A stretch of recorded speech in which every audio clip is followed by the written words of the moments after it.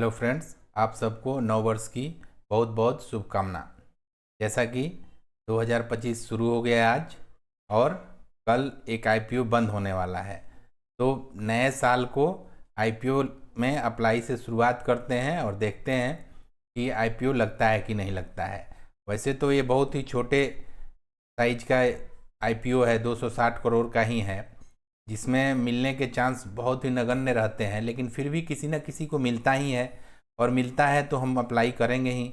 लेकिन उसके लिए हम लोगों को देखना है कि उसका बिजनेस कैसा है, उसका जीएमपी क्या चल रहा है, और फिर हम लोग अप्लाई करेंगे। क्योंकि हमारा पैसा हमारे अकाउंट में ब्लॉक रहता है, कहीं जाता तो है नहीं। अगर मिल गया तो कटता है और नहीं तो अनब्लॉक हो जाता है, फिर हमारे अकाउंट में चला आता है।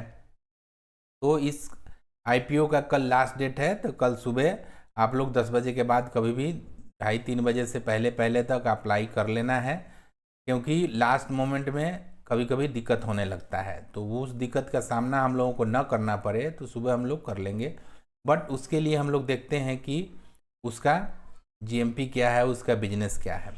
सबसे बड़ी बात कि अगर ये जो कंपनी है ये एग्रीकल्चर सेक्टर से रिलेटेड बिजनेस करती है, और कोविड जैसे महामारी में भी हमने देखा कि सारे सेक्टर पे कुछ ना कुछ इशू आए, लेकिन अपना एग्रीकल्चर सेक्टर जो था वो रोके हुए था, और एक तरह से समझ लीजिए कि वो खड़ा था एकदम दीवार की तरह, और सभी सेक्टर निगेटिव थे लेकिन सिर्फ एग्रीकल्चर पॉजिटिव था। और भारत जैसा कि कृषि प्रधान देश है, यहाँ पे आपको मैक्सिमम लोग 60% से ज़्यादा लोग कृषि से जुड़े हुए कार्यों में लगे हुए हैं, और उसके कारण से ही हम इसको कृषि प्रधान देश माना गया है। तो आप देखते हैं कि कोई भी फसल की कटाई हो, बुआई हो, आजकल जो भी चीज़ें हो रही हैं उसमें टेक्नोलॉजी का, मशीन का सब चीज़ यूज हो रहा है, और एक कंपनी वही करती है। और जैसा कि बोलते हैं ना कि मेरे देश की धरती सोना उगले उगले हीरे मोती, तो ये एग्रीकल्चर सेक्टर से बिजनेस करने वाली कंपनियां जो पहले जो लिस्टेड हैं, सही में लोगों को मतलब सोना बना के दिया है शेयर ने। आप चाहे पीआई इंडस्ट्री को देख लीजिए, और भी कई तरह की कंपनियां हैं, महिंद्रा एंड महिंद्रा जो ये जो ट्रैक्टर है, ट्रैक्टर का मतलब उसका बिजनेस देखिएगा, और बाकी उसके दूसरे बिजनेस देखिएगा। महिंद्रा एंड महिंद्रा का तो एक साथ सारे बिजनेस हैं, बट अगर उसके ट्रैक्टर वाले पार्ट को देखिएगा तो वो अच्छा खासा अपना ग्रोथ करते रहता है। तो हम भी आशा करते हैं कि ये कंपनी अभी आई हुई है मार्केट में, और यहाँ पे अच्छा से बिजनेस करे, अपने इन्वेस्टर्स को पैसा बना के दे, जिससे कि उन लोगों को फ़ायदा हो।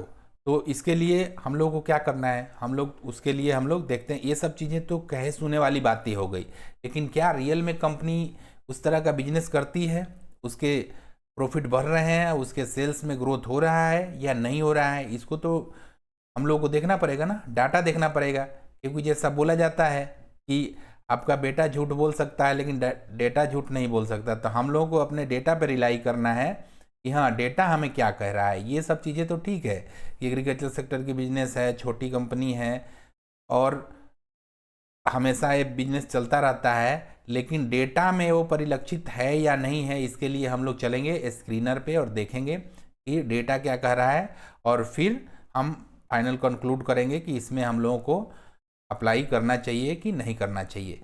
तो चलते हैं हम लोग, अब देखते हैं स्क्रीनर पे इसको कि वहाँ पे जो भी डाटा अवेलेबल है उसमें किस तरह का परफॉर्मेंस रहा है। चलिए चलते हैं हम लोग अब स्क्रीनर पे। तो अभी हम लोग आ गए स्क्रीनर पे, और यहाँ पे हम लोग इंडो फार्म इक्विपमेंट को देखते हैं कि डाटा किस तरह का है। यहाँ पे अवेलेबल है स्टॉक पी 62 का है, ROC 9.2 और ROE 5.4 का है, डेट टू इक्विटी 0.72 का है। कंपनी जो इनकॉर्पोरेट हुई थी 94 में, और ये मैन्युफैक्चरिंग करती है tractor, pick and carry, cranes and other harvesting equipment. जैसा कि मैंने अभी आप लोगों को बताया कि ये एग्रीकल्चर से रिलेटेड इक्विपमेंट को बनाती है, तो यहाँ पे ये चीज़ लिखा हुआ है। बाकी हम लोग इसका सेल्स को देखते हैं कि रिसेंट पास्ट में किस तरह से कंपनी ने परफॉर्म किया है। 2021 में सेल्स इसका 2,44 करोड़ था, उसके बाद 320 हुआ, उसके बाद 356 और अभी 360, मतलब कि धीरे धीरे ग्रोथ में है कंपनी। नेट प्रॉफिट 8 का था, फिर 14 हुआ, फिर 15 हुआ, अभी 16 हुआ।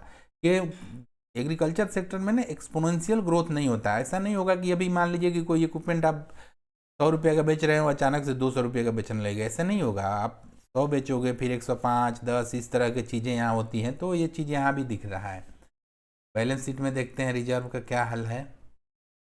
280 करोड़ का रिजर्व है और बोरोइंग्स भी है यहाँ पे। तो ठीक है, बिजनेस है तो यहाँ पे लोन तो ले चलेगा ही। इसके पीयर्स में हम लोग कौन देखते हैं? स्कॉट कुबुटा, बीएसटी, टाइलर्स ट्रैक्टर और ये है। उसके बाद एनालिस्ट लोग कुछ इसके बारे में लिख रहे हैं। क्या एनालिस्ट लोगों ने प्रोज में तो कुछ नहीं लिखा है, कौन्स में ही है। Company has low interest coverage ratio, company has low return on equity, 5.6 का है लास्ट 3 ईयर्स का। डेटर्स डे है इंक्रीज फ्रॉम इतने से। तो ये तो इन लोगों ने कौन में दे दिया है। चार्ट यहाँ पे कुछ होगा नहीं। तो यहाँ पे जो डाटा अवेलेबल है इसको हम लोगों ने देखा। जो भी स्क्रीनर पे डाटा था उसको अभी हम लोगों ने देखा कि हाँ कंपनी किस तरह से बिजनेस कर रही है। पहले समझा हम लोगों ने कि कंपनी एग्री सेक्टर में बिजनेस करती है। और मेन मुद्दे की बात जो जिसके लिए हम लोग यहाँ पर आते हैं कि अगर हम लोग अप्लाई करते हैं और मिलता है तो हमें क्या प्रॉफिट बनेगा या नहीं बनेगा।